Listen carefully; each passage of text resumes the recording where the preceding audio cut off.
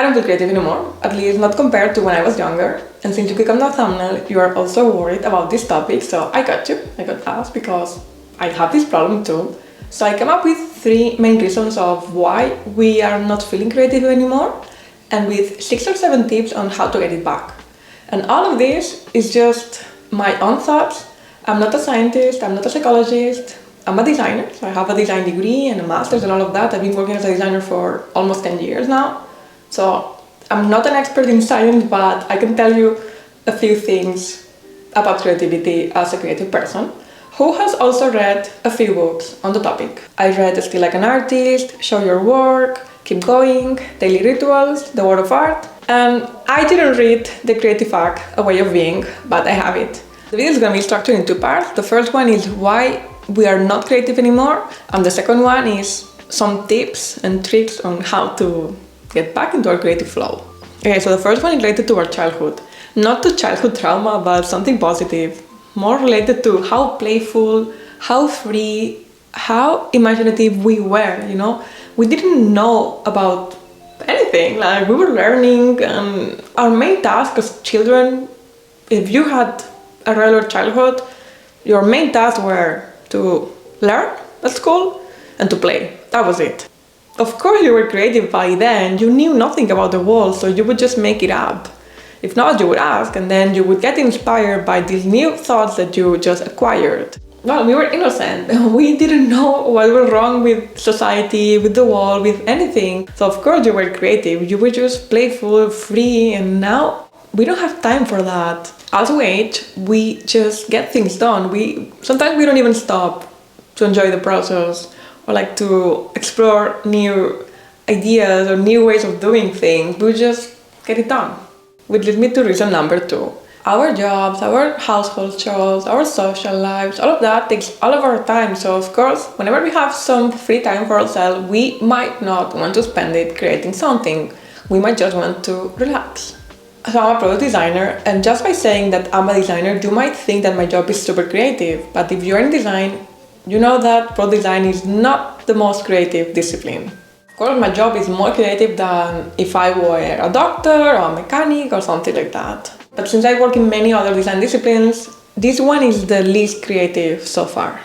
Another reason is related to our insecurities. We compare ourselves to others who maybe they have an easier life or a harder one, you know, like it depends. Like sometimes it's extreme what makes you more successful, but we keep comparing ourselves to others that dedicated so many hours to a final output, which we just see, that's what we are seeing, and we expect ourselves to be as creative, as smart, or as whatever than them by dedicating what? An hour? Like, we cannot expect to be as good, you know? Creativity is like a muscle, and we need to train it. In my case, I even compared to myself from a few years back, but it related to reason number 1 and 2. I was younger, I had no responsibilities, so of course I was more creative. I had all the time of the world, and I was doing those projects when I was in uni and in my masters. Now I have to work. Now I have an apartment. So many things. So how can we get more creative? Again, based on my experience, there's no science here. I'm gonna start with the most controversial one. The rest are gonna be more reasonable. But the first one is just have a space that makes you feel creative. I know it's superficial, I know it doesn't make sense, but at least for me, these empty walls are not getting me inspired, you know?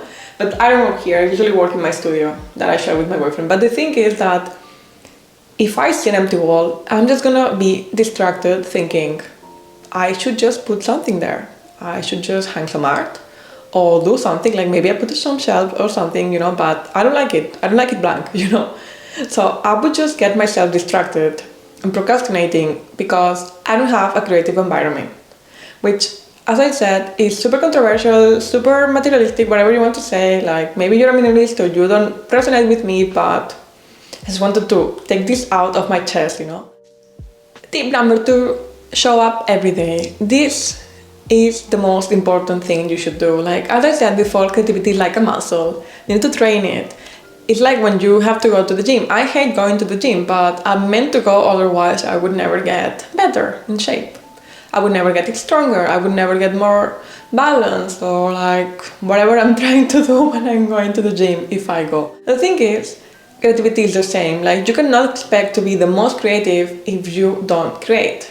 You cannot expect to sit on your desk one evening and expect to have the most creative ideas. No, you have to do that every day, every week, whatever the time you can dedicate to your projects.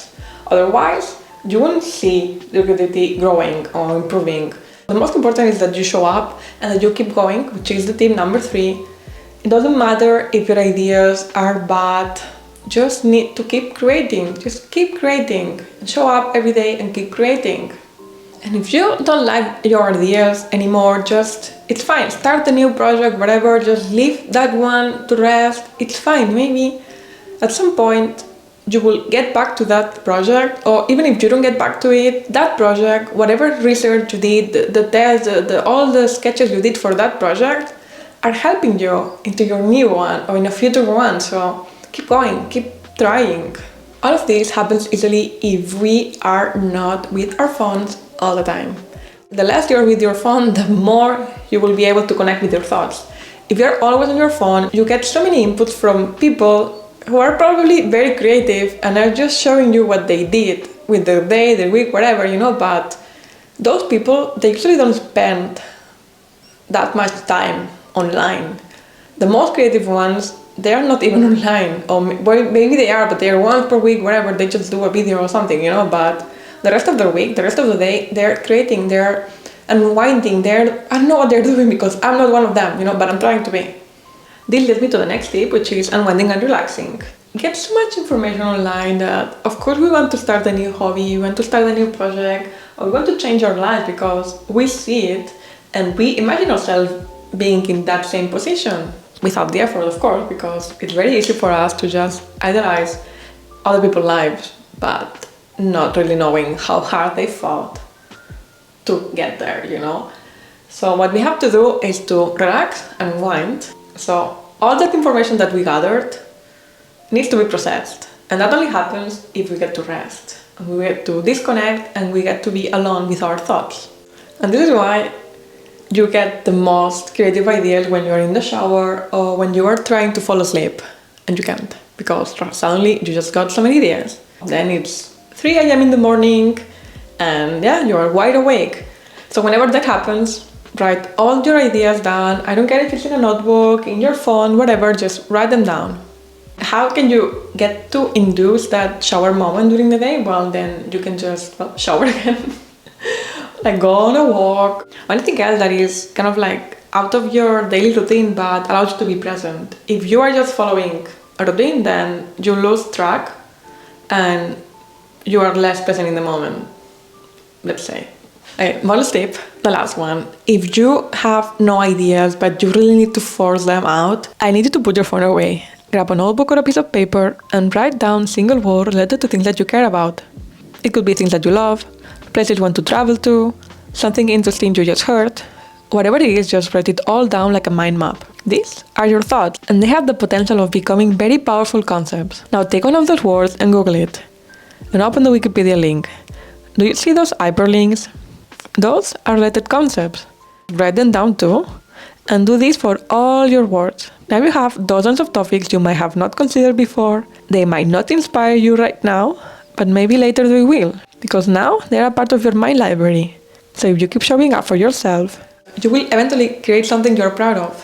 That's a method that I learned in uni and I still love it, it's so helpful. So I'm thinking that on another video, I'm gonna show you more methods and how to be more creative. I'm gonna really show you how to do that. This video was more about the tips and the whys, but not very practical. It was more like the theory of why we're not creative and how to, but it's like a theoretical how to. So on the next video, we will really get into it, hopefully. So that was it. We covered the 3 main reasons why we are not creative anymore, which, as a sum up, they would be we are not children anymore, so we have responsibilities and we are very insecure because we keep comparing ourselves to others. And my tips were that you need to create your own inspiring environment, you need to show up every day and keep going, ignore the screen as much as possible, and to unwind and relax.